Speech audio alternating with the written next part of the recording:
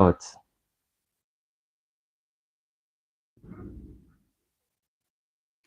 the Black Panther of Nigeria, welcome everyone. Today we have a lot of subjects, not a lot of subjects. Wait till they even do my English self. Today we have a lot of things to discuss. I was live earlier today when I discussed about how I want to die, and I gave the notice to people, awareness that I will be coming back by 7 p.m. That being said, you're absolutely welcome. Live commentary. Well, let me check. What's the work of live commentary?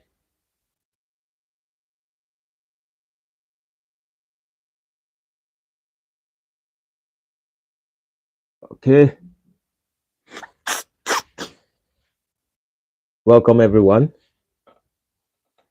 I'm waiting for a few of my audience to join me live before I fully go into the subject for today.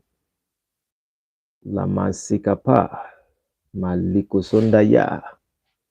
Please, when you hear me say this, I actually remembered when I was young and I'm a teacher and I'm being sarcastic with my students. I used to be a computer teacher. I teach database management, which is Microsoft Access, Excel, web design. So we kind of we are being sarcastic whenever we speak. So I just recall some of those things and I like saying them. So don't think I'm trying to be a pastor. So thank you all. I want to be giving out a few minutes to see those who would be joining us live. So it's not like when I start rounding up, then a few people will now join me live and they say, "Oh, we came a little bit late." Let us be generous a little bit. Since morning, I've been working on few things, doing some digging regarding the subject of Africans and Black Americans and the rest of it, making more research, understanding why there is disparity among us, misunderstanding on different level. What are the corrections? How can we view it? I am just working on every aspect. Definitely for me, I would have make like 4 or 5 videos in a day. It doesn't take me anything to make videos. All I have to do is to breathe and the message for me to deliver will come. But on this particular aspect, I have to be deliberate and make a little bit of research. So we are going to be discussing on topic of challenges in African relationship. And the reason is basically because yesterday, while I was having conversation, we spoke about the negative things about Black Americans. And if we are trying to establish an understanding and have this great relationship, we need to talk about our flaws as Africans, and you need to talk about your flaws as Black Americans. Nobody is holy. We cannot be united pretending that we are perfect people. Let us know our flaws. Let's talk about our flaws. Let's debate. But the objective is for us to be able to unite. That's the primary objective. So I am giving few minutes more. This is about 4 minutes when it's about maybe 5 minutes, 2 minutes more. We are definitely going to be diving into the subject. Now, today is about challenges in African relationship. And you can see me on my attire. I have to show myself to be an African because I understand my people. If I dress like a Black African person, put on, and I talk about the subject I actually want to address today, most people would say that, oh, you are, maybe they might think I'm from America. They might think I'm in UK. And that's why I'm saying what I want to say. But if I give it to the Black Americans in a hot way and I say what I have to say, the same thing I have to reflect on my own people too. and say exactly what I see with my two naked eyes and what I know is going on in Africa. So let the Black Americans who are interested in establishing a good relationship with the Africans know the imperfections of us. That is the bone of contention for today. I know that also by tomorrow or maybe next tomorrow, I would have loved to. I'm trying to find people who will be joining us because there's what we call awareness when coming to Africa. I did a subject on awareness when you are coming to Africa. Few things you have to look at. I talk about cultural differences, historical context, economic relatives, identity and perception, expectations versus reality. I also am creating another subject where it comes from why some Africans may hesitate to accept Black, the mentality around it, also the perception of privilege, misunderstanding, stereotypes, cultural disconnects, economic and social issues, historical tensions, and the rest of it. I also spoke about bridging the gap, which is open minded, just a lot of stuff. I've been working on a lot of stuff. I think we don't want blacks to come to Africa through media. Okay. Now, I think finally I have to continue on to this conversation. Hopefully, people are going to join me. Now, I made a decision that I was going to talk about today's subject, which is the challenges in African relationship. That's what we are going to be talking about. And the Black Americans needs to be aware. And when we talk about Black Americans, some people just think that Black Americans, everybody are from real Africa. When we're talking about Africa, no. Blacks are different. We have people like the African American, that's exactly what they call them. We have the Afro Caribbeans. We have Afro, what did they call it? The Jamaican from Barbados. We have Afro from Latinos, Brazil, the black people from there. We have black Africans, those from Nigeria, Ghana, Kenya, and we have some just different types of people. But I am actually focusing on black Africans in the Western culture to pay attention to what I have to say and for Africans ourselves to look inward about our imperfections so we understand why, how we can mitigate and get, close the gap between us. In fact, there's nothing Martin Luther King would want, there's nothing our ancestors would want than to see us unite as people and to flourish as Africans, which we are the true soil, sons and daughters of the soil. So when I was speaking yesterday, there was a guy called Amit who spoke from South Africa. He also wrote on the platform. And Amit Smith from South Africa, Amit something, sorry, his name is not Smith. Amit something from South Africa. He spoke about issues of baby mamas in Africa. That it is not only the issue that is going on with the Black Americans, but it's an issue that is also happening in Africa. So let us speak about Africa. If you look at my attire, the way I am, you would know that, yes, so I am a corporate native man, which is specifically from Yoruba tribe in Nigeria. And so when I'm covering subjects like this, I may not say everything generally. I am limited to certain information. And that's why I always love dialogue. You can open my mind to the things that I don't know while I narrate the things that I know. I am very open minded. Lamansi Kapa. So he spoke about baby mama issues in South Africa. And baby mama issues is something that is now going on in the world. We would ask ourselves certain questions. Is it that it's just happening here in Africa, or is it something that is happening in the world, or is it because the world is kind of civilized and now this is what we call civilization? Women being single, even being when they are being married, people having children out of wedlock, men leaving women. Is that part of what we want to call relationship? How does that help us to create good generations that are coming at the back?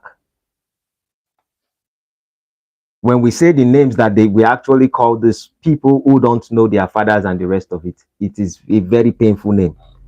So I would retract that name to myself while we talk about the subject.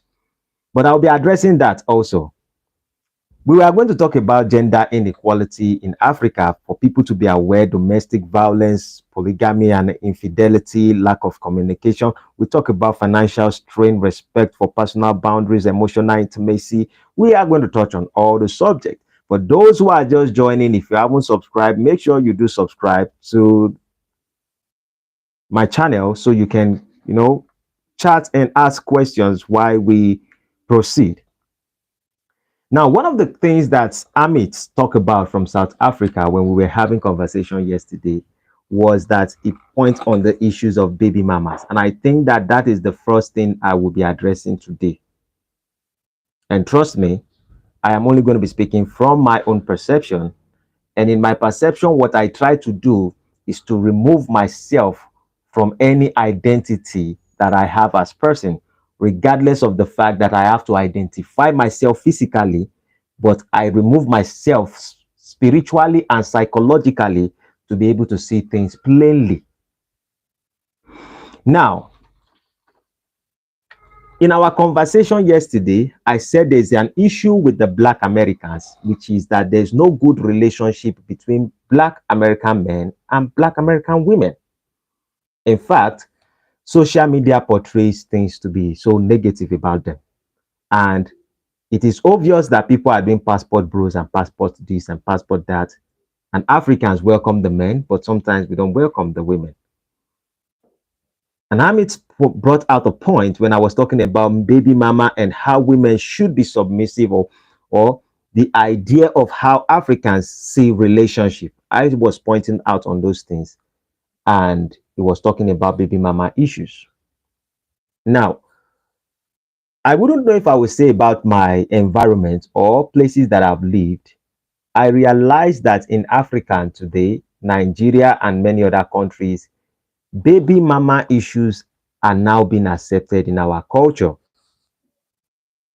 Some people would say that it is an exciting thing. Some people would say it's not exciting. But let me say this: marriage in Africa was never set because of a man. Marriage was specifically set because of a woman and the children.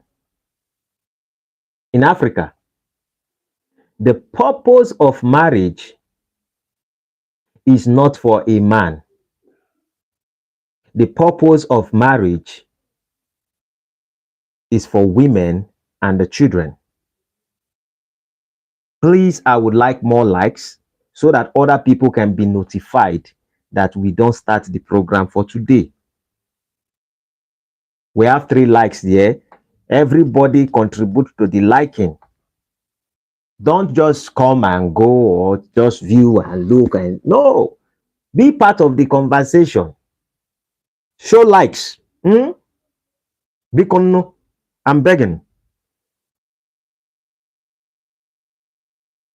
I repeat that statement again in case you didn't get it. I said, marriage in the days of our ancestors have not been set because of a man. They are specifically set because of a woman and the children.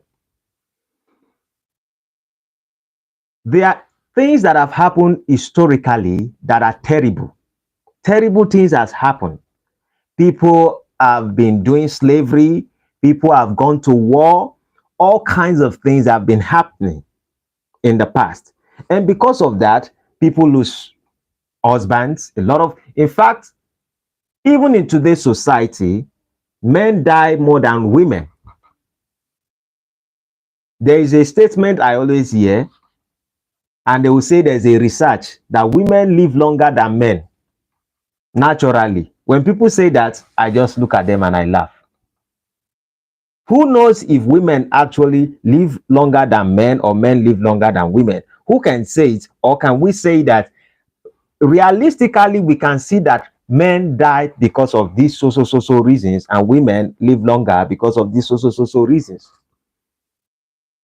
Now, looking at men, biologically speaking, men are built to do things that are difficult. On the spectrum, majority of men are built to do things that are difficult. And part of the difficulties, the testosterone or whatever we that makes us men as people is to provide, to protect, to hunt, to defend, to attack. This is how we are structured as people. And I say this, a man who is strong, who can defend, who can attack, who can hunt, who can do whatever he has to do, needs to find a place to serve.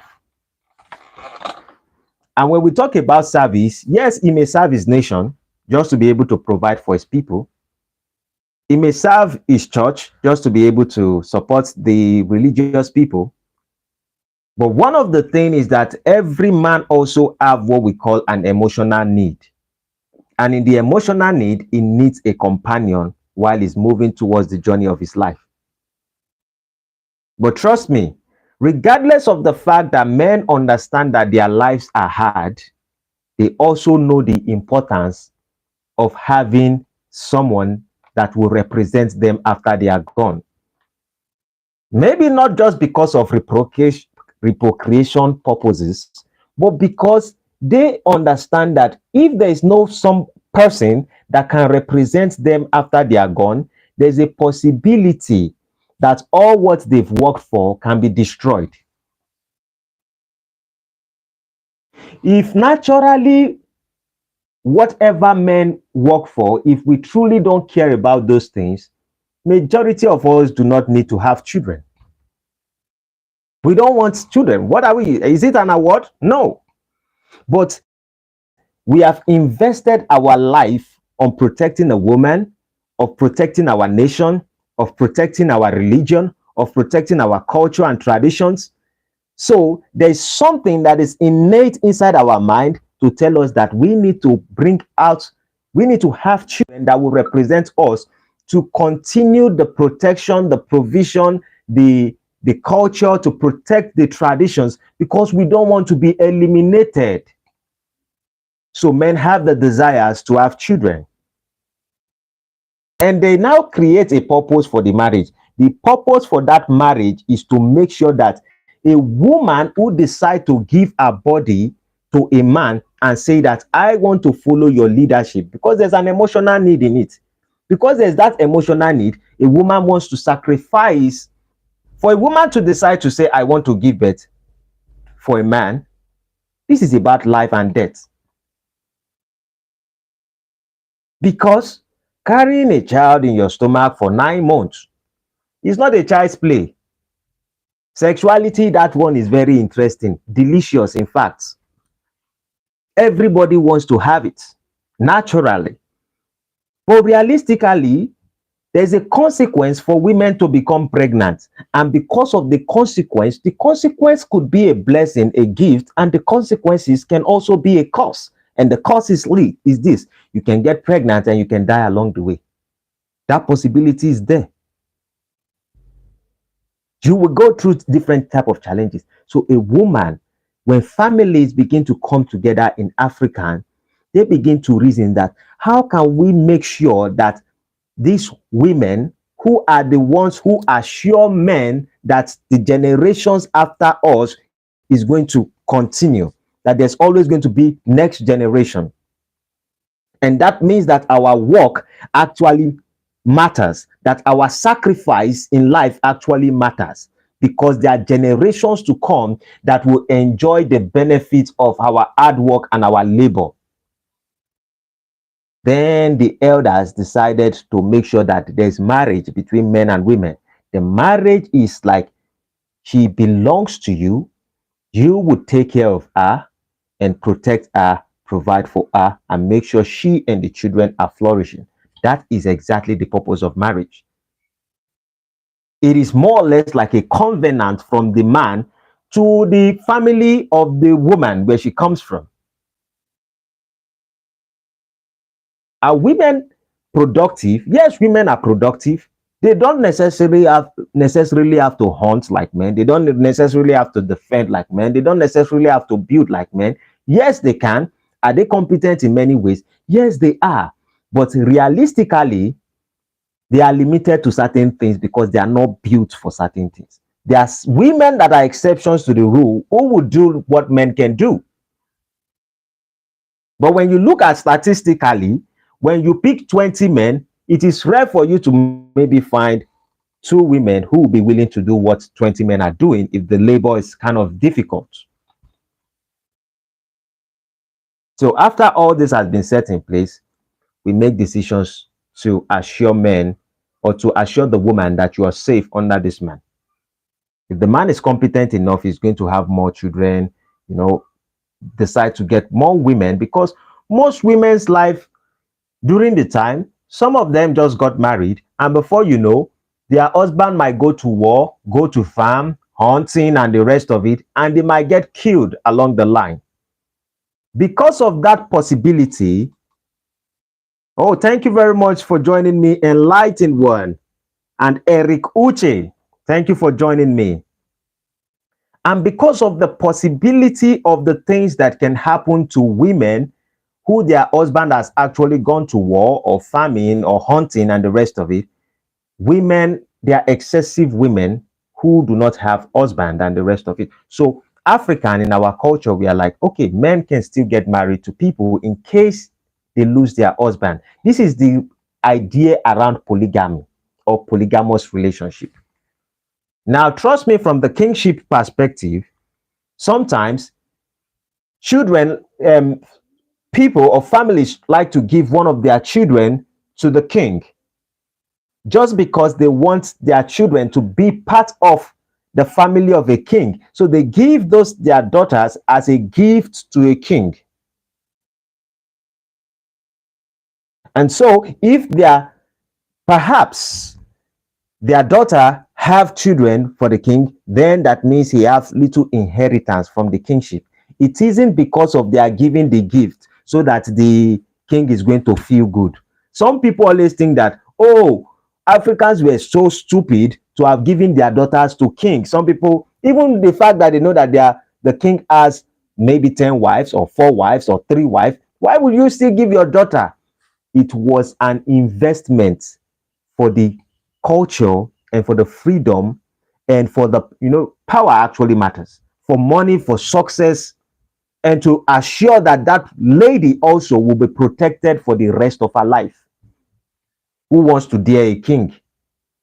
His people are there providing, protecting, and he's just making the whole announcement and saying whatever. He's so powerful. So everyone will want their generations to come from that particular lineage. If you do not understand such system, then it was funny while I was having few conversations with someone, and they told me that there was a particular family that almost all the presidents that have been existing in America are kind of related in one way or the other. Like there's this hierarchy of a particular place that they come from. So that means if you look at where they actually come from, they are like cousins, relations, and something that is correlated to something, the power dynamic structure. Now, I haven't gone and made such research, but I've heard it from certain people who I would say they are educated, they have information. Maybe I'm misinformed. I really don't know. But realistically, I think that there's a possibility to it. Now, if we don't trust that, we can look at the aspect of African politics. And when you look at African politics, we have people that they call godfathers and the rest of it. When you give your daughters to people who are in a political power, that automatically puts you in the position of power. That gives you certain opportunity in life. That secures the family, the generations to come in one area. Maybe 2 generations, maybe 3 generations, maybe 5 generations, maybe 20 generations. So no one was giving their daughter out. Like there's a mentality around it like, oh, we give our daughters out just because we don't value women. In Africa, we value our women beyond what people can think. It is only in the Western culture that you think, He has to marry who he loves, who she loves, and the rest of it. We started since 1960, 1990. I started hearing words like that. And then love who you like who you love. And then when you hear people speak, parents says, okay, let us leave our daughters, let them get married to who they love. Before we know it, before we could say Jack Robinson, it's all about chemistry now. I am a man, I have good chemistry with him. This is no more about love. This is no more something about who you have deep affection for or who you can trust his leadership. When people want to get married today or when people want to have relationship today, most people are now over on the superficial things. It's about chemistry. When I look into his eyes and he look into my eyes, there's a deep connection. When people say all this kind of stuff, I'll just look at you. I say, your head has turned upside down. You look at a man, you see deep connection. You look at him, you look deep connection. If they put you where there's cold, where there's serious cold, you will connect with any man you see. If they put a man where there's a serious cold, when the season is, we have what we call Matan season, when there's cold and all your body is rising, who's that connection?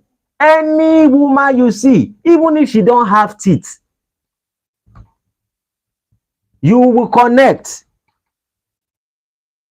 But we have created a society of, it's all about chemistry. If my chemistry is not aligned, now we can't even depend on chemistry, because now when you see any relationship, it is just breaking after breaking, break up after break up, break up after break up. Now what are we now doing? We are now doing the blaming game.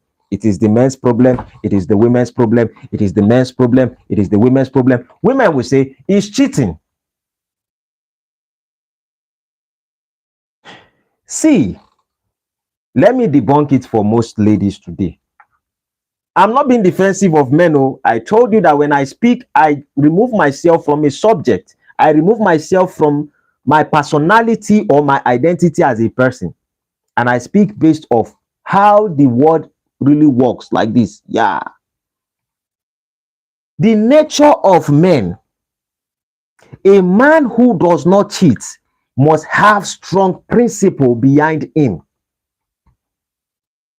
And it is easy for you to know a man that would not cheat. For you to know a man that would not cheat on you, look at the principle of his life, with his work, with his family, around himself, around his friends. Look at how he carry himself. Is he someone who, when he begins to speak to his friend listen and they have sensible conversation? Not those. And when we are talking about sensible conversation, maybe they speak for 30 minutes.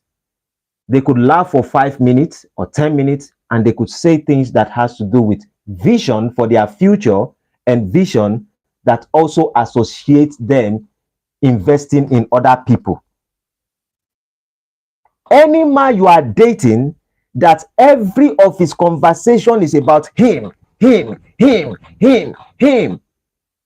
is a greedy man. Not that he's greedy, but it's not natural nature. He's still living in a subconscious level. So everything he wants is to himself. So he wants to please himself. He wants to have excessive pleasure. And if that is the way the man you are dating thinks of, cheating is inevitable. Inevitable. So some people would say, all men cheat, all men cheat. I don't care what you say. There are men who will tell you that, yes, I might get married to someone. I might have another girlfriend even if I'm dating you. But my priority in life is to make sure that I establish a family with you, and I want a long-lasting relationship, and I want better things for this family. And also, I want to support the community. And I look at the vision of a man, and you will tell if the man will cheat on you or he wouldn't cheat on you.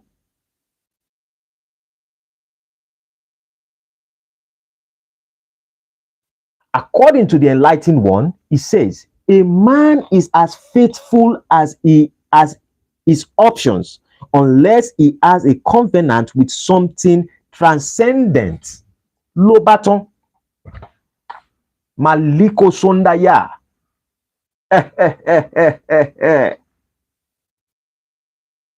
Because as I am, sometimes I always say, you see, my wife, you shouldn't look as if I'm blowing my trumpet, but let me blow my trumpet. I have tried. My wife will travel Christmas. Since I was 10 years old, I have never celebrated Christmas rather than me to be in my house. That room that I find myself, that confinement I find myself, that's where I always spend my Christmas. On Christmas, I've never gone anywhere. But till I got married, my wife will go to this place, go to her family's place, go and do everything. I have options. I have apartments that are beautiful apartments. I have a lot of things that I can just say, oh girl, please come and let's come do something. It's very easy. I am in that position. 7 years ago, 8 years ago, I wasn't in that position. But I am. Then when I ask myself, I kind of look at the plans I have for my life. Just because of an erection, now I make a decision to bring in a woman into my life that I don't know the consequence of my action. And I say, this particular action I want to take can be so disruptive. And I ask myself, what if this person also does something like that? Will I be able to accept it? You think, and then I say, the vision and the plans I have in my life. For enlightened one, he would also understand one thing that Jordan Peterson would say. He would say, before you go out to speak to other people, make sure you arrange your room. I'm like, am I fixing my family? If you can't fix your family, how can you fix the outside world? Yes, these chemicals would always move in your body because you are a human being. But because of the vision you have for your life, for your family, and the rest of it, and then the covenant you have with God and yourself, that is only when you would not cheat. So if you are married to a man who subsequently talk about everything that has to do with him and him alone, maybe it's him and his family. Let me even say it. Any man who is only talking about, I am my family, I am my family, I want to have big houses so that me and my family will be together, I want to go for this job so that they can pay me money and I can take care of my family. Any man who is also talking about only his family, that man, his mentality is expanded a little bit. That means he puts you in the picture. But any man that is only thinking in the confinement of a little options with you and the family, and is not having the vision of doing something that can affect his community, he will cheat on you. It is a matter of time. Because the moment he can truly take care of his family, there are some men that are dedicated and they want to take good care of their family, but when they have enough and excessive relationship resources, then they begin to think, my family are fine, they are doing well, so they don't need money. I've done everything I need to do for my family. That has been the reason why I've been struggling. Right now, let me try something else, something new. And before you know, simple. So all this grammar I've been saying since, all this grammar that I've been saying since, is that a woman who does not understand that marriage was set because of her own protection, and she thinks that marriage is a scam. When I hear some women, they say marriage is a scam, marriage doesn't mean anything. Hey, I shake my head. I am one of the strongest introverts I know, and I understand what it is to be lonely. I have been alone. I have been alone for a very long time. I used to live my life being alone.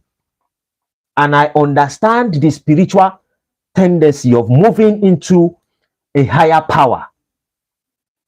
I can meditate for 1 hour, 2 hours, 3 hours. I can write books, all kinds of books. But at some point, reality will set in and it will hit you on your head boom, come back to life. And when I come back to life, I'll say, oh, maybe I need somebody to have a good conversation with. Maybe I need to have conversation with someone who I care about. Strong introverted person, I can still think that, I need human being in my life. I need someone that I can establish a long-term trustworthy relationship with. And you as a lady, you come, you're doing, I'm a strong and independent woman. When loneliness hold you, you will know how strong and independent you are. A woman who thinks that marriage is a scam, marriage is a fraud, you may speak about your experience, but you really do not know anything apart from what you have experienced. There's a reason why humans run away from jail or people don't want to commit crime. When they put you in a particular position between a confinement and you cannot relate so much with people, your eyes will clear. And when people say that, you think because you build your own house, this kind of house I live would be a prison in a moment, the moment I cannot get in touch with my family and nobody's staying around, and it's my place. Is it beer water? Is it mineral? Is it beverages and all those kind of things you want to take? You will take them. In fact, if I have many kind of ladies that I can bring from outside to come and sleep, and I am exchanging women like I'm changing my clothes, if I can keep doing it, at some point reality will set in that you are not having a strong relationship with people. As men, we know this.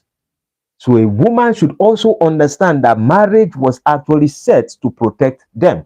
When you don't understand this, then it is easy for you to be messed up in your brain because of social discussion and all the kind of things they talk to you about education and independence. And then when you have been messed up psychologically, you say marriage is nothing. The consequence is awaiting you in the future. The enlightened one says something. Say, money is a powerful spirit. It transforms a man. Until a man is truly successful in his own eyes, you do not know the man and he doesn't know himself. There was a proverb they said, if you want to know a good man or a man, give him everything. If you want to know a good woman, take everything from a man and see who she is. Yes, I can remember. I once heard that. I'm paraphrasing, but they say, give a man everything he wants, and then you will see the real man. For a woman, if you want to know how loyal a woman is, you say, take everything from the man she's with, and then you will see exactly who the woman is. And that is why it is very important that when you are making decisions to get married, you see, I may tell you I believe those kind of proverbs and the rest of it, and truly it matters. But when you look at it also, they say, out of the abundance of the heart, the mouth speaketh. If you pay attention as a woman, what we have lost as African in society is how a woman can get a man. Not necessarily only waiting for men to approach a woman, because a woman does not necessarily have to approach men.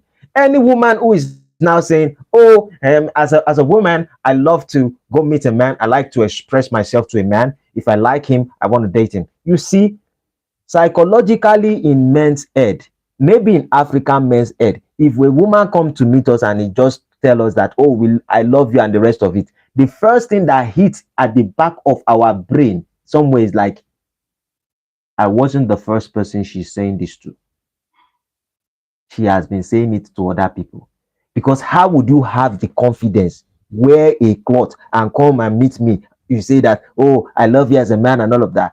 As an African man, something inside our brain, I don't know what part it is, but it will tell us immediately that we are not the first person.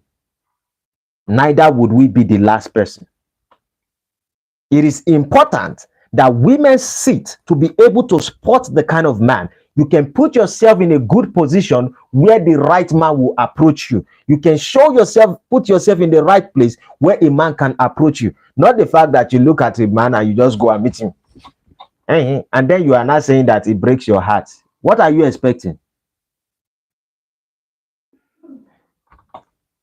The enlightened one says, if you want to know a man, give him power. Abraham Lincoln. Yeah. But I say this, there are women who have been able to make men successful. Let us put it in this perspective. Look at the character of somebody who we call Conor McGregor, for example. Conor McGregor, I think those of you who are into UFC or who watch UFC and the rest of it, you know. Conor McGregor, the person who raised Conor McGregor to become the strong and as successful as he is the lady. Now, a lady also needs to understand that the kind of man I am staying with, there's a possibility that this man may not be loyal to me. In a nutshell, he might cheat on me. We are removing from the spiritual aspect now. We are just focusing on the physical, mental, and psychological way of a man.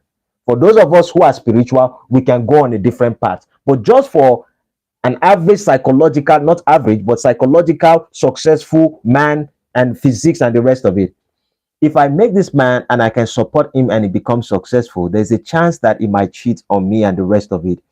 But I will be the best person that I need to be. And I will be the best person he would always choose after. Women sometimes always think that men are stupid. We act stupidly, but men are not that stupid. What do I mean by that? A man knows the woman that is loyal to him and the woman that has the best quality. The woman that he can rely on. Now, most men are easy because they feel like this woman they can't trust. And that is the problem. Some women think because I support, in Africa, for example, you would hear a lot of ladies, when a man becomes successful, they will tell you that, oh, after I have stayed with him for a very long time and I've supported him when he had nothing, I've been there in his life. When he has not achieved anything, I've been there in his life. And you ask them, what were you doing specifically when he had nothing? They were just opening their legs and he was having sex with them. That is how they think they have been supporting their men. When you ask them, having sex because you have sex with him when he has no money, were you not enjoying it? So now he has made money and he wants to move. You have to be. That reminds me on the conversation I and the enlightened one talk about when we spoke about the word manifestation. And we say for you to be able to manifest something, you have to become that thing, and then it will come to you. So a woman who is actually thinking of having a man must understand that I have to be the right woman. When a man comes to me and he tells me that how do I find a good wife like your wife, or how do I find a good woman? I say, you have to be the right man. Because you ask yourself, what does a good woman look like in your world?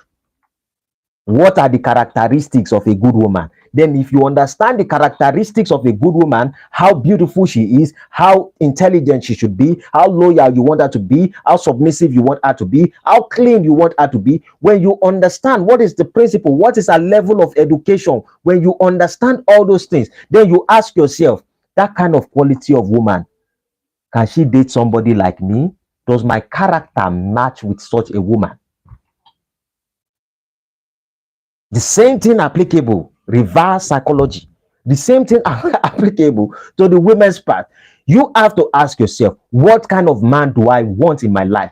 And the men I want, am I the kind of woman they want to establish family with? Long-lasting relationship. Because when people think, like we spoke about on Sunday, people only think of wedding. And they plan so much for wedding and they don't plan for marriage. Marriage is the lifestyle we would have. the struggles we will have in the relationship. How do we always fix things? Whenever things go south, whenever things go west, how do we make sure we bring things back together? Those are the priority of relationship. The problem of today's society is that we cannot see beyond this level. We can't see. And then there's breakup everywhere, and everybody is shouting, yeah, yeah, yeah, yeah. So when this guy was talking, when Amit was talking to me yesterday about South Africa, and he said there's baby mamas everywhere and the rest of it, I just start asking myself a question. I'm like, wait, what do you think men would do? When men understand that they can eat their cake and have it, and they don't necessarily have to commit to the woman, to provide for the woman, to do anything with the woman, why wouldn't they take that opportunity? Majority of the time, men would prefer to have sex with whoever they want to, naturally in a man. And if you as a woman decide to compete in such game, the universe has not created us to compete with women. The problem is women are willing to compete with men. You need to understand your stage in life, your place in life. And when you understand your place, you can flourish very well. When you want, okay, those women who says they want equality and the rest of it, yes, you will say women are making more money than men. But now look at the Olympics. Men who are doing trans this, trans that, alphabetical people. You can see how some men who have entered into wrestling, who have entered into boxing, who have entered into fighting, and they want to combat with a woman. How successful is that? The only thing is that in the Western culture, most women are making more money than the men. And for me, looking at it from the outside world, I ask myself how possible it is. I think that the reason is because men have more responsibility. Because men make money. Not that they will see a lady and they will say, oh, because she's a lady, we should pay her more. No, the equality is not about paying you more. It is how long do you work? Do you work longer than men? Or is it because the man has much responsibility and a man would prefer, if a man has $50,000 and you have $50,000 as his wife, an average man who is protective or masculine by nature wants to provide for you. So he will take from his 50,000 naira, $50,000 and give to you to take care of the family. So when you keep yours, you say you have more money than your men.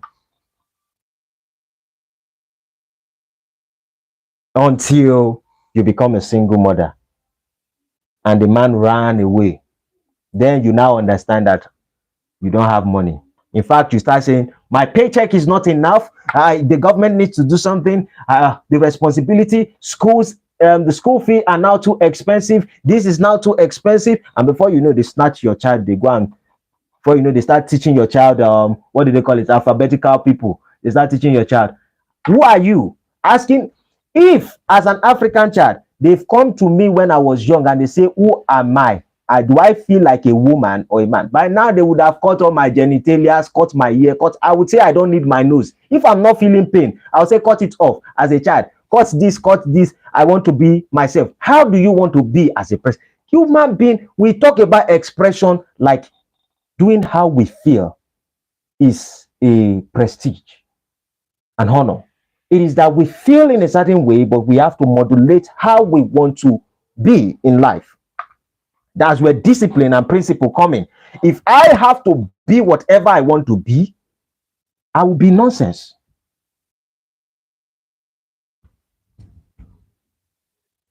So back to what I'm saying, this is where the situation is coming from. Now, I'm not saying that most men are responsible. I'm saying that a woman who actually values to have a long-lasting relationship, because men do not care. Most men do not care. At the age of 60, at the age of 70, you will see men remarry a lot of people. Most women who tries to get married at the age of 50, how far? You must be doing very well. You must be very successful as a woman to find a man who wants to get married to you at the age of 50, 55. And so because the man knows, okay, there's benefits here, financial benefit, maybe I should be with you. But men, They do not necessarily have to have men, they just have to organize themselves, have a house, have some fridge, TV, and some stuff, and you will see a lady. In fact, if you're not careful, you will see a 30-year-old lady that wants to be with you. So we need to be aware of this. And I'm saying that we have to raise the consciousness of men to be more responsible and to be more disciplined. But we have to tell women, because women are the ones who are facing the consequence and the challenges. At the end of the day, when you get pregnant for the wrong person, then you have to carry the baby for 9 months, and the rest of it, you have to give birth to the child, you have to breastfeed the child, you have to do all this kind of stuff. You have to be very careful who you follow with. That's it. No baton. So baby mama issues. And when you begin to welcome the idea, when women begin to welcome the idea of, I want to be the third wife, I don't care, I just want to be a baby mama, I just want to have a baby. And most of you are doing those things. Sorry, not most of you. Most ladies are doing those things simply because those men are kind of influential. And you forget that this influence, being on social media and the rest of it, it is a matter of time. Everybody will go. My time is coming, my time will pass. At some point, people will not so much be watching me. I am realistic to myself. I know. Few years from now, maybe 2 years from now, I might be global. The whole world might be calling me for interview, CNN, BBC, and the rest of it. But my time will be over. The question the woman should be asking themselves is, this man that I have right now, who will I be with him when he doesn't have the influence, when he doesn't have the success, when the world are not clapping their hands for him anymore? Who is he? Who are we going to be? That's what matters. That's how they should be thinking.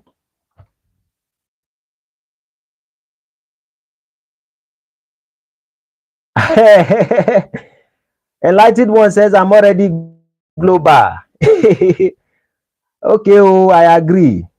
I cannot argue or challenge the enlightened one, or else we will not go away from here, because any perception I'm coming from, enlightened one have the answer for me. So I have to accept it. Laka.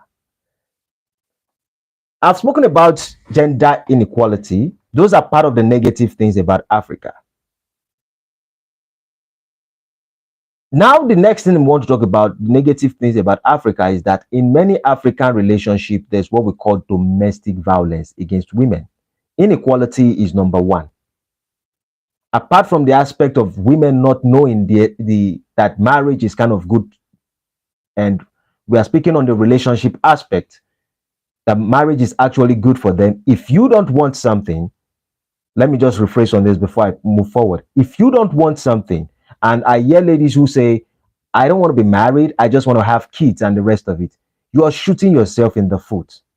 The only problem is because you are looking at the financial success of you. I don't think that most women would make any rational decision in their head if not because of money. If you are not making a lot of money, or you have not buy a house or something like that, you wouldn't be making any decision to say that I would like to be alone. But it is because of your success, you are letting it penetrate into your head. And when you accept something and you say, I don't want it, that thing will go away from you. Even if you have it, those of you who will say, I want a man, I don't need a man, you will not have any. Both want and need, you will not have it, because spiritually you have aligned it to nature that you don't necessarily want it. If it is not necessary, why should nature give it to you? Do you understand the meaning of prayer? God, I want you to bless me, but I don't need you to bless me. Do you know the meaning? You don't want it. When I tell people, certain ladies who are single, I say, I want to listen to the music you listen to. It's fine, it's okay, and all of that. At the end of the day, you break my heart, you break my heart, you break my heart, you break my heart, and I'm fine. I am doing well without you. when you play that music, subconsciously it speaks into your spirit, and then you meet with every man, you say, I love you, but I don't necessarily have to force the relationship. We just have to. I'm not talking about the real force. I'm just saying, if you are there, fine. If you are not there, no problem. There's no problem. If I can't serve, if I'm not needed in a place as a man, why will I be there? It's a common sense. If I will be in a place and I'm not needed in that place, that means my service is not going to be valued. So men go south. Now, gender inequality. In gender inequality in Africa, it is a very big issue. A big issue that in Africa, we separate, mostly, we separate the affairs of women and the affairs of men.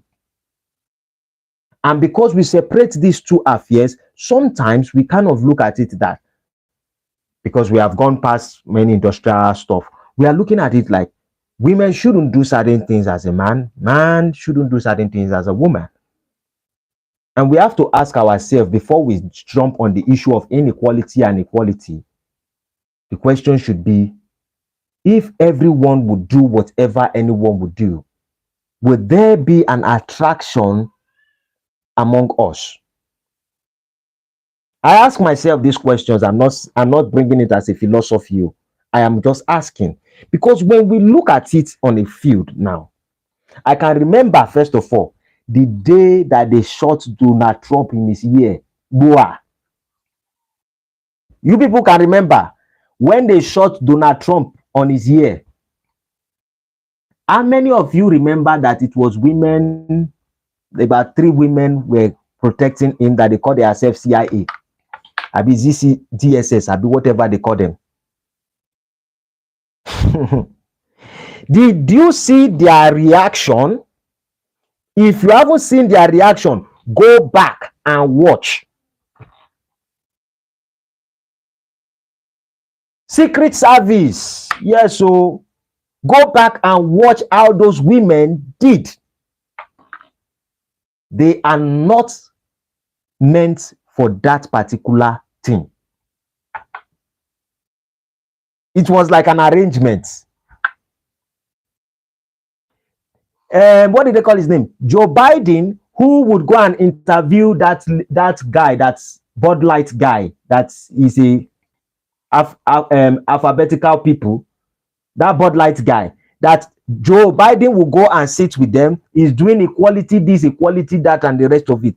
The question is this: why can't he carry those type of people and do secret service for himself? Because the mentality of those ones are just sexuality, many of them. So why can't he pick those kind of people, or pick those ladies also that were protecting Donald Trump to be around him? He picks most men. The secret service that protect Joe Biden are men. The secret service that were guiding Donald Trump were ladies. Look at the reaction.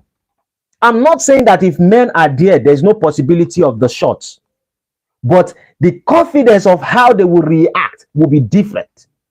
The way the ladies were doing, if not because they were recording them, most of those secret service would have run away.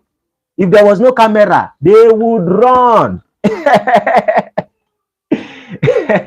Before you know, they would have finished Donald Trump.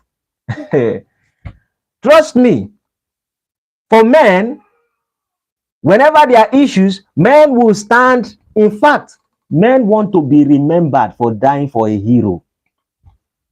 It is in their innate DNA. It is part of their makeup. So if we are talking about inequality, equality, and the inequality and the rest of it, the question is this: can we function on the same basis on everything? Now, if they are fighting war in a place, let us use it in that perspective. Women, maybe let's say in the military, women are needed. Some women should be combative a little bit.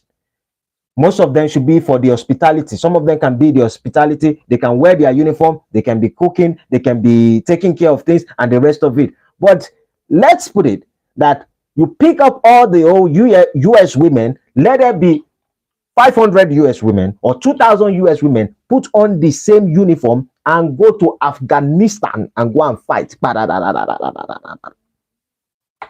How many of them do you think will run back? How many of them do you think will be destroyed? Reality has nothing to do with emotion. For you to think that let us put women in this and men should be this, you can create something that women can function in, and you can create what men can function in, because their mechanical component or biological component functions in different way, and they are capable of certain things. These distinctions are important in life. I can pregnate a woman, I can bear a child.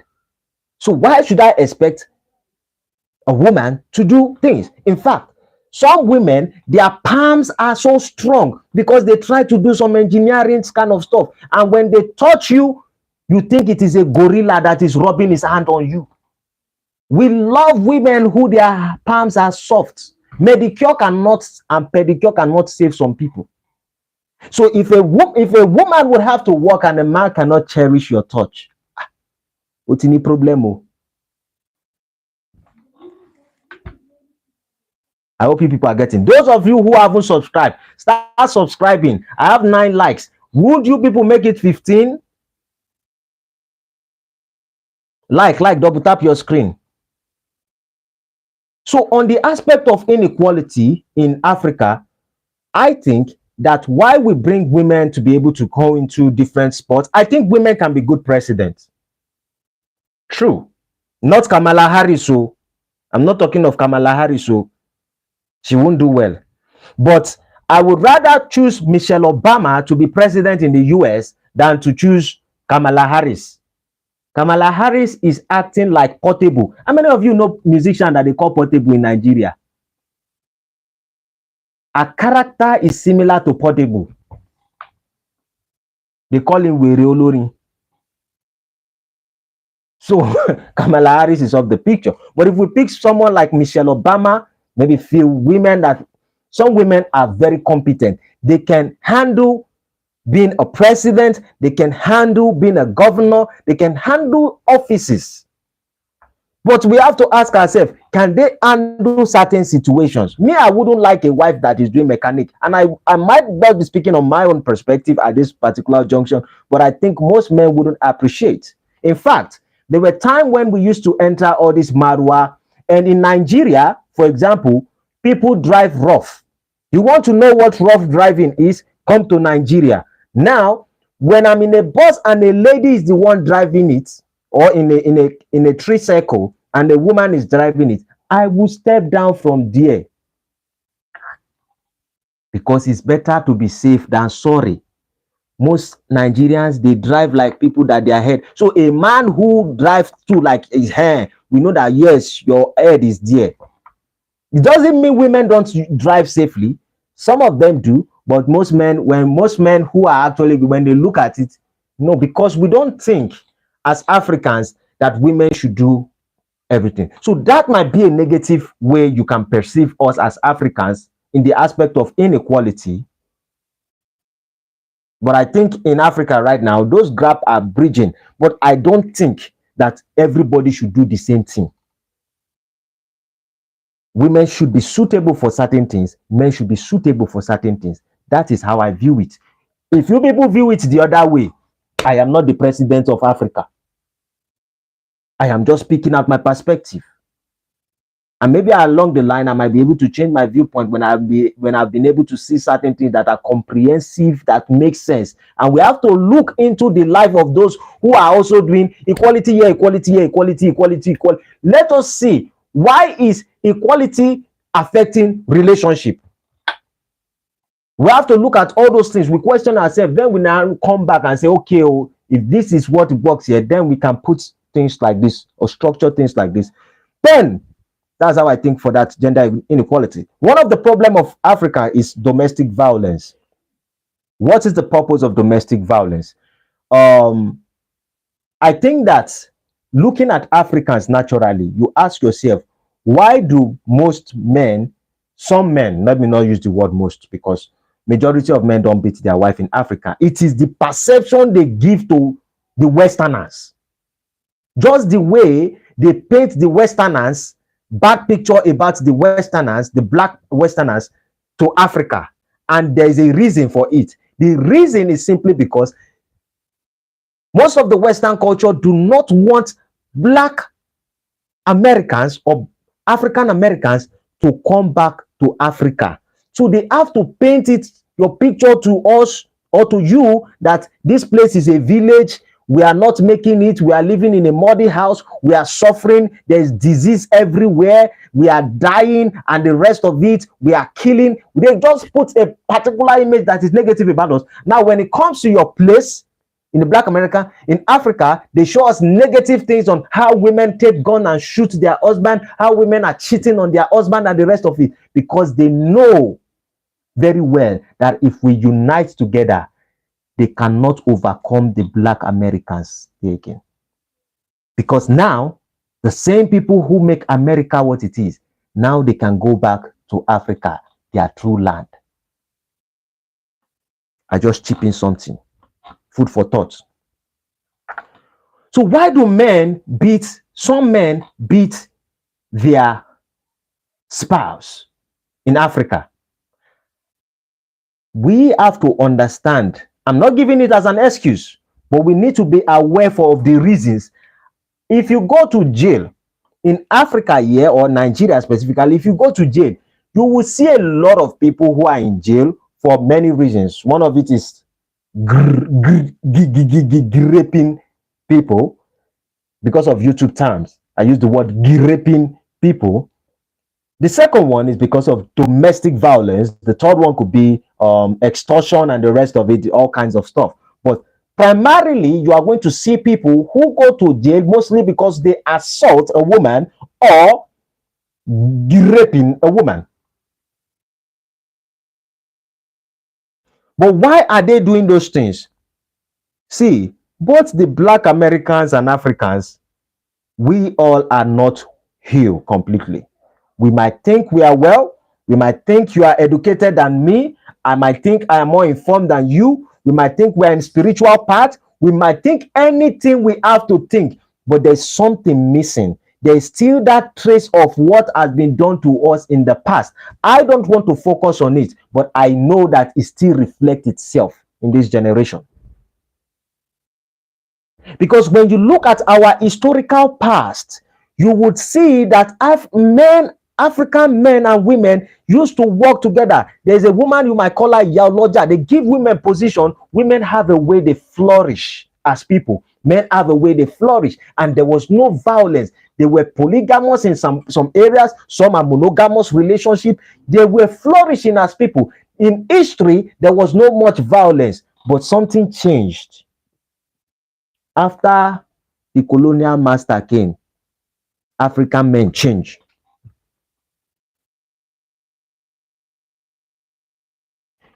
If you look into the Egyptian mystery and you are studying every part of character and how they did a lot of things, one of the things you wouldn't see in Egypt mystery is the idea of caning their children or caning their wife or beating. But if you look at two religions, Christianity and Muslim in the aspect of Islam, Muhammad sallallahu alaihi wasallam says that if your wife do something like this, you should. In the Christian side, they say that when a child is this, you have to use a cane to. In Yoruba, they will say, "Ti omo de something." Tí ó bá gbọ́nà, ẹgba la fi ń lé wèrè kúrò láyà ọmọdé, which it simply means that if a child is being too stubborn, you can use cane to bring out the madness in the child. But there's a particular passage of Bible. You can just Google the passage of Bible that talks about caning of a child. Now, I want you to understand that particular message, where it's coming from. Everything might not be spiritual. There's a psychological mentality behind it. The people who were overcoming the religious people, the Israelites, was caning them. collecting tax, putting them to labor. It is how our parents raise us. That's how we raise other people. So when the Africans still have mentality that the way to associate with people is to show dominance, because every slave want to be like their master. The plan for every slave is to be like their master. So in Africa, due to the fact that we have gone through colonial slavery and we still have those mentality of the brutalization that they give to us, we think that for us to become master, we have to kill our women. Because that make us look like our master. There's nothing wrong if you discipline your child. There are various ways you can discipline your child. I've said it before, and I think one of the interview I did with my wife, I don't care my children. But wherever my children go, they are the most loved people. Why? I understand. You see, when I see my son, for example, when my son come around, I understand the importance of rubbing his head, touching him as a father. He's a big boy now. I will carry him. I know the importance. Even when I don't feel like doing it, I understand. There's a joy. There's a reaction that comes out of it. And then there's a time I communicate with him. When I can do all these things, establish a great relationship with my child. Why will I be thinking of, if my child does something wrong, I should flog him, flog him, flog him? Even if there's perhaps you have to flog your child, the question is, how should you flog your child? I don't think the government needs to be involved in it. Though when it comes to real domestic abuse, yes, you should be able to caution your child, discipline your child, but not in the aspect of brutalizing. But most Africans, men, still have that colonial mentality, and that's why they brutalize their wife. So if you see them in jail, just get them bread and mineral. You don't have to think of bringing them till they correct their mentality that it is not right to beat their women. Now, it doesn't mean that sometimes things will not get out of hand and people will be like, oh, yeah, blah, blah, blah. I'm not saying that. I'm saying that most men in domestic violence, colonial mentality is part of it. Fela sang a song. He said, Colo mentality. If you say you be colonial man, you don't declare AC before, they don't release you now, but you never release it yourself. That means that you might have been in mental slavery and they've freed you from the shackles of the chain that is in your hand, but there's a chain in your brain that you are the one to free yourself. So most men who do these domestic things, thank God for the law enforcement, thank God for the government and the rest of it, but most men who participate in things like this, they are suffering from Kulu mentality. Then that brings us to the next topic. Part of the negative things about Africans is lack of communication with their spouse. We're talking about the relationship aspect. And lack of communication in African culture, we so much do not think that it is too much important on communication skills between relationship. Now, I'm not saying it like this is what our laws are, but we don't see it to be that important. Is it important? Yes. But we did not put so much value when there's relationship. Now, the reason is this. There are things that women, in the past, women are interested in something and men are interested in other things and the rest of it. And so there's a gap of our conversation should be about us and tell me how you're doing, I can help you. Tell me how you're doing, I can help you, and the rest of it. But it boils down to certain levels of conversation. For example, there are few things that are going on in my life. For example, I can just hint my wife. I may not go in depth to that particular conversation because I'm not trying to wire her brain to know everything that I know. She is free to know all the things she needs to know. Now, there's an importance of communication. Whenever something is going on in your soul that has to do with your emotions, your financial state, your health, the family, and the rest of it, yes, let us pay attention to that. Let us talk about what is going on in our community and the rest of it. But it is now going extreme that a lot of people, they will say, in our relationship we lack communication, and you ask them, are you not talking about food? They say, yes, we talk about finances. Are you not talking about love? Yes, they talk about emotional support. Are you not talking about the children? Are you not talking about your communities? Yes, but we are not communicating on every level. I want to know what is in your brain. I want to know everything in your mind. Are you me? Am I you?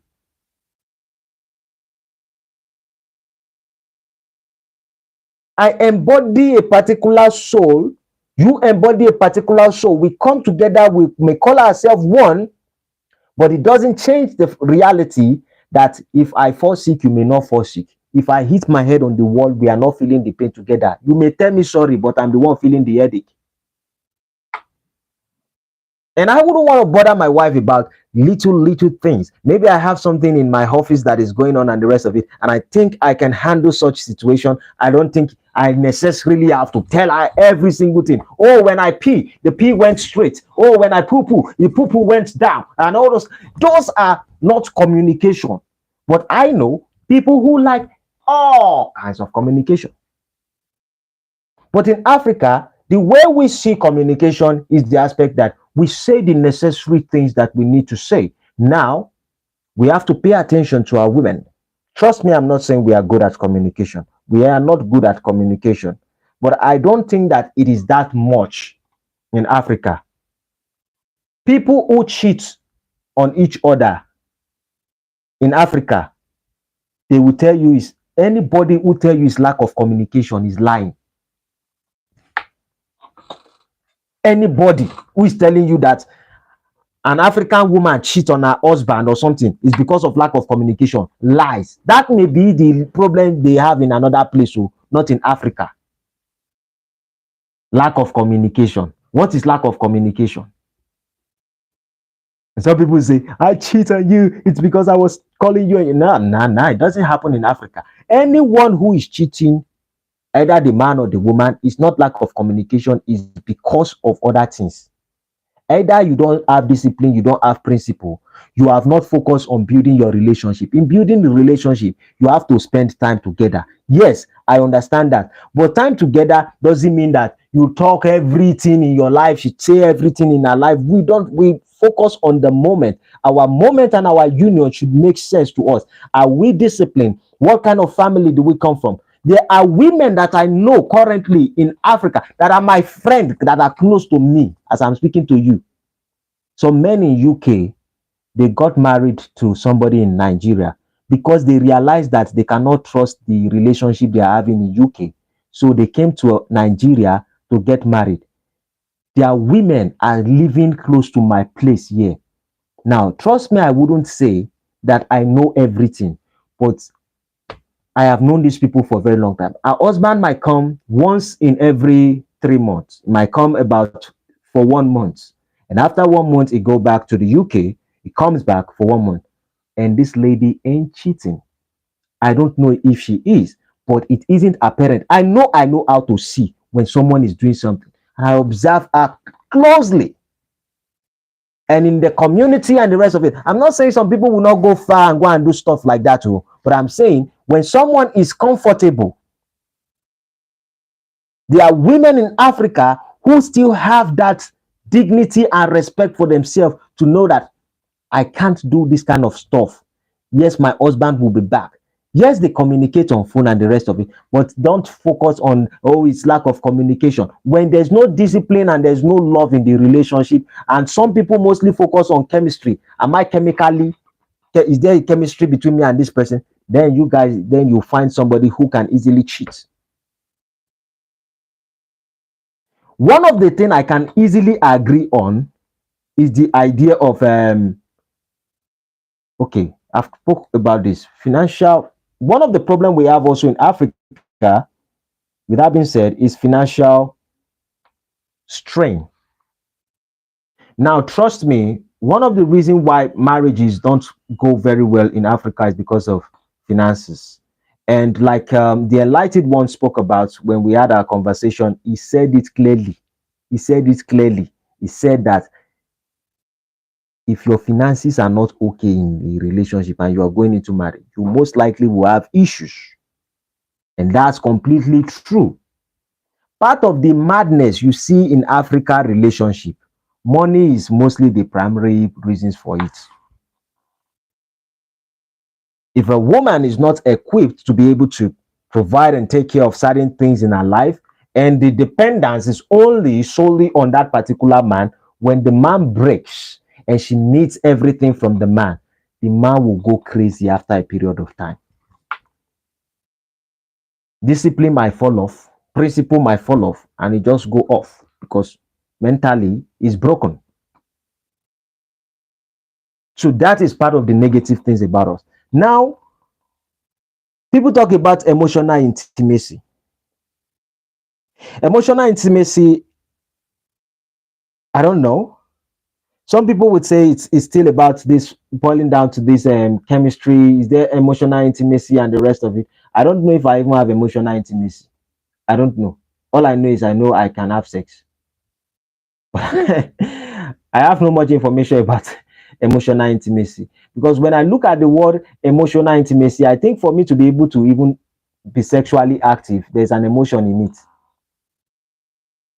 So maybe what people mean by emotional intimacy is, oh, I need to hold your hands soft at night. We have to hold our hands together to walk. We have to, maybe that's what people call emotional intimacy. But I think that the idea is, if you're committed to your relationship to your wife, you're committed and you have the fear of God and you love your woman and you do the needful that she needs, and she knows internally that you love her, by the approach, by the way you communicate with her, not that you speak to her in a disrespectful manner. I think when it's time, you guys will do whatever you have to do. So emotional intimacy, call me an illiterate on that. I don't have much information. Maybe somebody would train me on that particular aspect. So that is one of our issues too. They may say we don't know what we call emotional intimacy. Like the idea that emotional intimacy might be like the idea that if a man goes out, he will go and buy flower and give to his woman when he comes back. Oh, take my dear, I bought you this rose flower. Africans, we don't like, women don't appreciate rose flower. Any woman who is saying she appreciates rose flower, she has been mesmerized with her brain, and all she's thinking about is the Western love. She has watched too much Netflix that she's confused in her head. African women want money. Provide for them. As much as their needs are met, that's it. Emotional, buy flower. Well, we want to put a ring in the hand. You need that with one hand, with one leg. All these exercises that we are practicing in the name of love, how many of it is even work itself?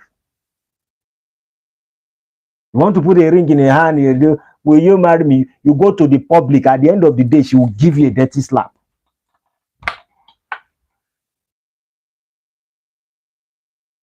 Let's be, I mean, I don't know. Some of the things that people talk about, some of those things are not applicable to us.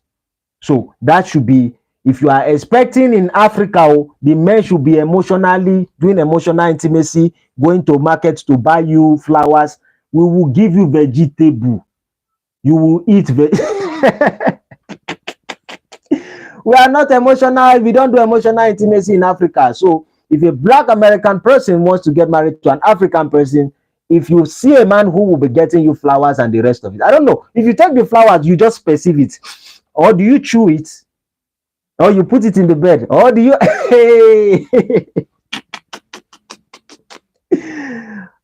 Maybe I'm an illiterate, but logically it doesn't make sense to us. So emotional intimacy, don't expect it from Africans. If you find though, God bless you then. What is it? Societal pressure to conform. That is one issue. That is a big problem we have in Africa. societal pressure to conform.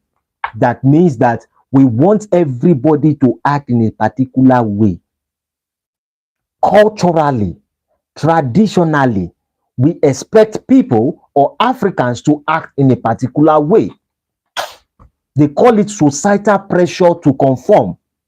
That is one thing that I may say that is wrong about Africans. Now, if you are coming to Africa and you want to relate with Africa, you need to understand the culture of the individual that you want to engage with. Understand the culture. If you come to Africa and, there's this particular thing I say about some people who say they have issues with with Africans, the black Americans who say they have issues with Africans.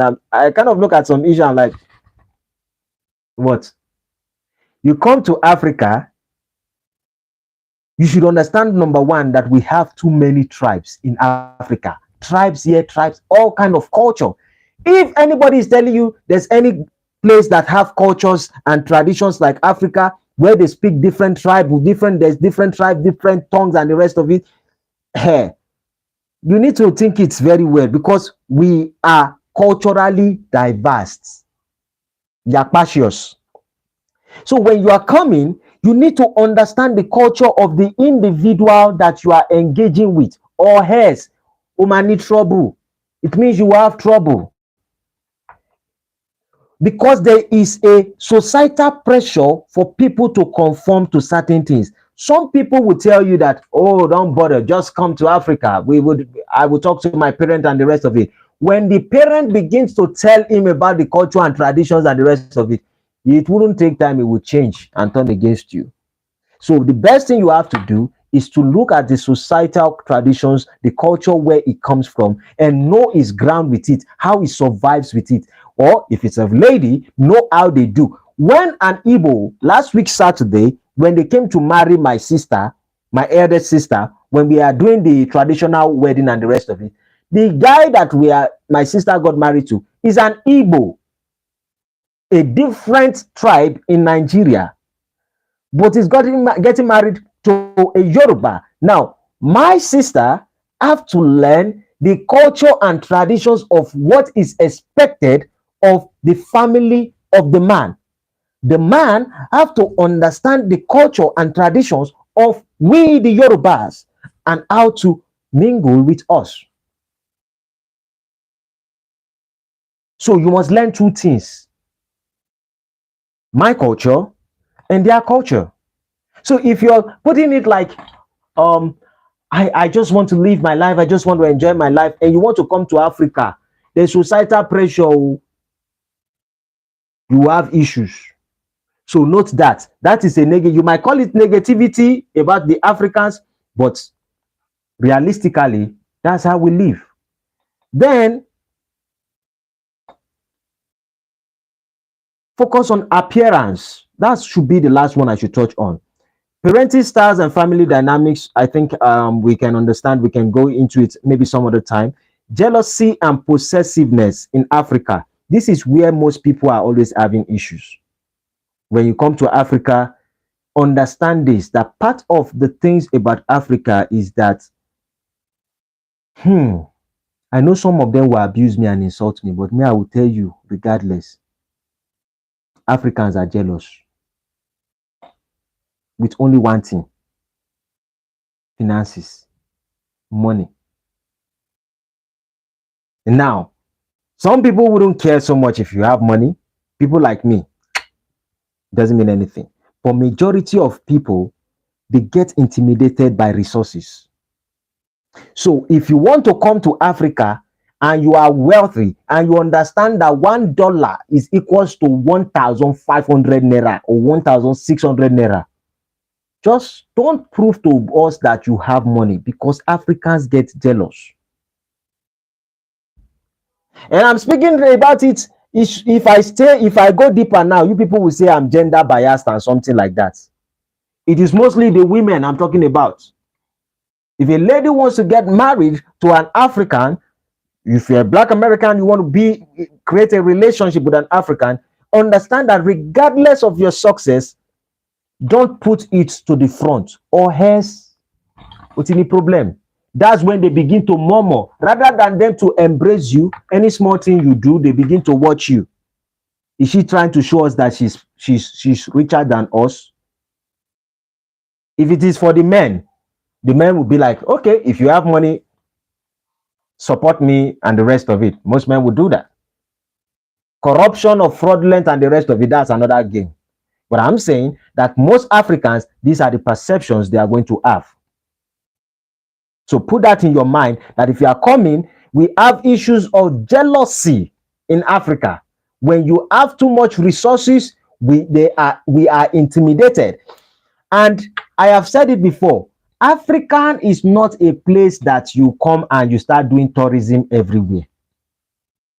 Keep that in mind. If you are coming to Africa, we will welcome you and the rest of it, but Africa is not a place where you go around to do tourism. There are specific places for tourism in Africa. Unlike, maybe people will tell me that they are going outside country and they visit here and they visit here and they go and eat with people and the people are welcoming and they go to this place and these ones are welcoming and they go to this kind of place. It's not applicable to Africa. I am telling you the reality. And the reality is this: if you don't know somebody that knows somebody in Africa and you just come from nowhere, due to the situation of the country, people who are living based on survival mentality, there is a way you think when you are under survival mentality, and there's a way you think when you are being blessed. So you just come, you go to the museum, you go and you see some certain things that has to do with our history. You are not satisfied. Then you want to start moving. You come to Africa, rather than you to find a place to relax, and when you want to go to a place, go enjoy yourself, go to a certain museum, go to like comedy shows, go to all these, places that are being prepared for the culture and tradition ceremony. That is where you should focus on. If you are just focusing on, you come to Africa and you don't have somebody who is related to certain individuals, and you just come and you think that Africans will accept you, you will have issues. The reason is this: when the enlightened one started the conversation earlier on Sunday, he spoke on few things, and part of the things he said is that when you come to Africa, he has been in Africa, in Nigeria specifically, he said the issues we have is tribalism. Part of our issues is tribalism. Then when you go to and because of the tribalism, you see people fight. I am an African person, I'm a Nigerian person, and regardless of the fact that I'm Nigeria, I know how to enter into a different tribe. When I want to go, I get close to one person that I can trust. When I know that I can trust that person and that person has a good relationship with those particular people, now I can use that place to enter stylishly into that place. As a Nigerian, as an African, I know that. And he said something, he said, when you go to the UK, for example, is about classes. So all this idea of we talking about racism and all those kind of stuff, see, it is embedded in our DNA. Muhammad Ali says the black bird wants to fly with the black bird. The white bird wants to fly with the white bird. If you look at the hyenas walk in pack. When you look at the wild dogs, yes, they hunt in packs. When you look at most animals will move in certain groups that look like them. Now, on the human level, because of our psychology and our consciousness and awareness, yes, we would accept. But the reality is this: you ask yourself this question. If you're a group of people who are maybe white, and you just see one black person that you never knew before, and the person just come into your midst, and the person is expecting you to welcome the person, you look at the person in a strange way. Like, where are you coming?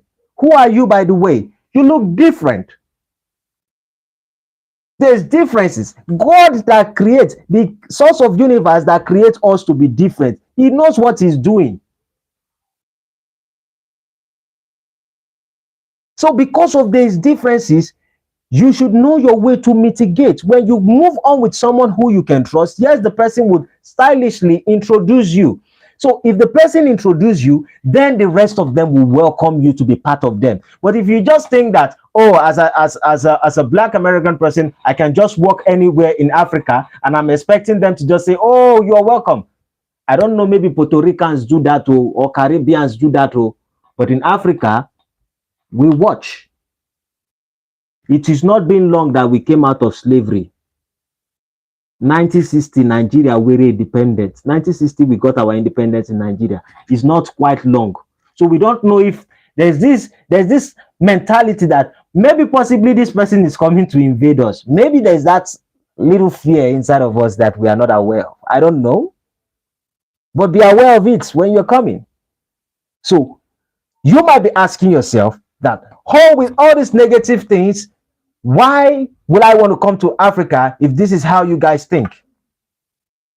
If this is how you guys see life? That should open your eyes to ask yourself. We are home. You are away. You want to come. And if you want to come, you have to understand that we also have certain trauma. We have certain history. We have certain fears. We are not perfect people. And slowly we can introduce ourselves to each other. It cannot happen once. But when we welcome you, you would feel at home. If you come to Africa and we welcome you, you will feel at home. The problem, what I'm doing here is to tell you our negative side so you are aware of the negative side. When you understand the negative side, then you know how to blend in. You know our fears, you know our worries. But also you need to understand that we are home. If Africa was good and we have those resources and we have every resources to always go to different countries, we only have few brothers and few sisters who are traveling to diaspora and different other countries and the rest of it. African, we are much, but a lot of people in Africa are willing to go to diaspora and the rest of it. We don't have it. But I don't think that a Black American who wants to come to Nigeria or wants to come to Africa, it is difficult for them. They can come. It is easier for you guys to come back home. The problem is that you have to understand the method to penetrate into your home. As we are, as Nigerians specifically, even in my father's home, there are places that I cannot go without going through certain people. But I have been saying that I know for sure, for a fact, that if Blacks and Africans come together, the real Blacks, so I'm not talking of, when I'm talking about Blacks, I'm talking about the Black Africans. That's the ones from Nigeria. You can look at your ancestral past. I'm not talking about Afro-Latinos. I'm not talking about Afro-Caribbeans, Jamaican, Barbados. No, those are not the people. I don't have much information about their history, their culture, their traditions. I don't have to talk about things that I'm not aware of. I can only speak about the things I know. So with that being said, understand our fears.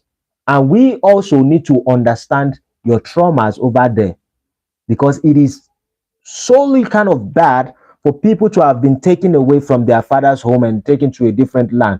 And I think that in my perception and how I see, I think that there's a war against the Western people. And I told people yesterday, I said, if Africans go to the Western culture or Western places and they are paying more Africans than they are paying the original Black Americans who helped to build Africa, I don't think we should be happy. Because if somebody else come to our country also to work in our country and they are paying that person better than they are paying us for doing the same job, there's something there that you need to look at. There's something they are trying to do. We have to pay attention to those things. Maliko Sondaya, I'm rounding up for today.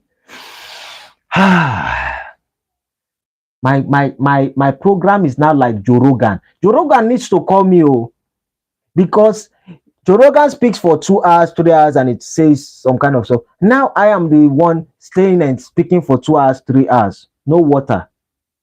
I'm supposed to have brought water here. Thank you everyone for joining. Tomorrow we're going to be talking about awareness when coming to Africa. I think I'm going to speak about certain things. I would don't think I've talked about anything at all, but we are going to talk about few subjects, and we want to talk about the good things about the Black Americans and the good things about Africa. Yesterday and today, yesterday I spoke about the negative things about Black Americans and how they are being portrayed on media. And today, I talk about the negative things about Africa. Tomorrow, I will talk about the good things about Black Americans. And then we talk about the good things about Africa. Then, when we can look at the good things about us and we know the bad things, then we can start making arrangements on other things. I hope people get the point where I'm going. Now, we would work on this program over and over again, bring in people who would be able to discuss extensively on this particular subject.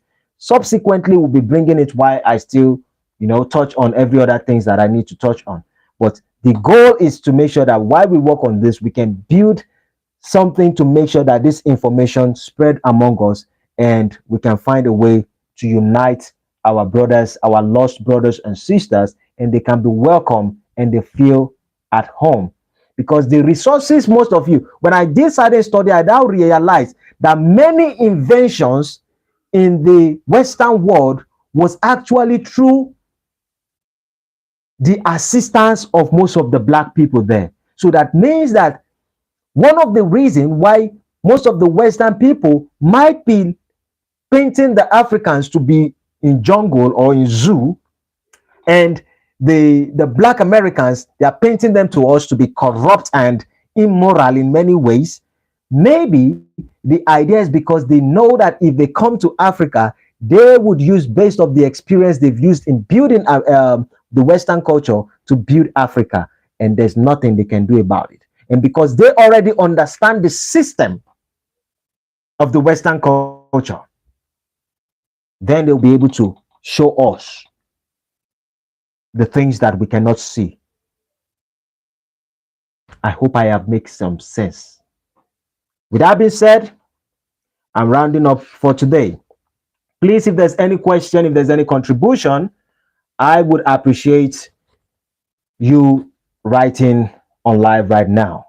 I'm going to be giving about 2 minutes. If I don't see any, then I will be running and be sleeping. Yeah. Please, any contribution?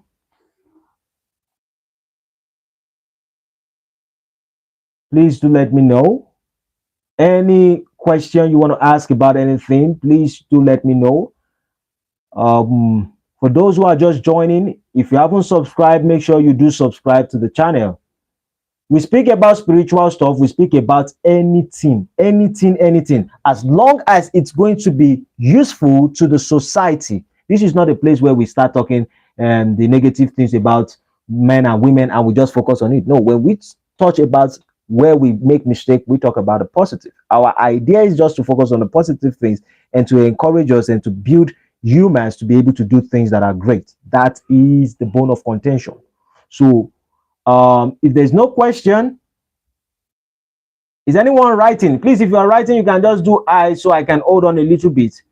Because if there's none, after 1 minute to go, if there's none, then that means I have to round up for the day. I believe people have actually understood what I'm saying. I know some people will say, oh, this boy is just blabbing and the rest of it. But I know a lot of people might most likely agree with my point of views. And the idea is not for you to agree with me. The idea is for us to think about it. Think. The first thing God creates is the head. And the work of the head is to think. The reason why there's poverty in the nation is a lot of people, rather than them to think, the colonial master have stopped people from using their brain and have taught people to use their hands. So most Africans believe in hard work, labor. No wonder they are not successful, because they are not using the first one that God gave to them. Okay, with that being said, no one has asked any question. That means the world actually understand what I'm saying. Please, if you haven't subscribed, subscribe to the channel, like and share. Hopefully, we are going to be meeting by God's grace tomorrow. If I'm going to be having someone, I will let you know. But we are going to be having a discussion continuously on this conversation. Hopefully, certain individuals will be willing to join for us to, speak on this, have a live chat, and the rest of it. So please do subscribe, support, join membership, do whatever you have to do to support the channel while we grow the awareness and consciousness of others. In a nutshell, see you, stay in a peaceful environment. Those religious people, if you are true to your religion, please hold on to your religion. Like, share, subscribe, support. Bye bye. See you tomorrow. Have a great night. Adios, amigos.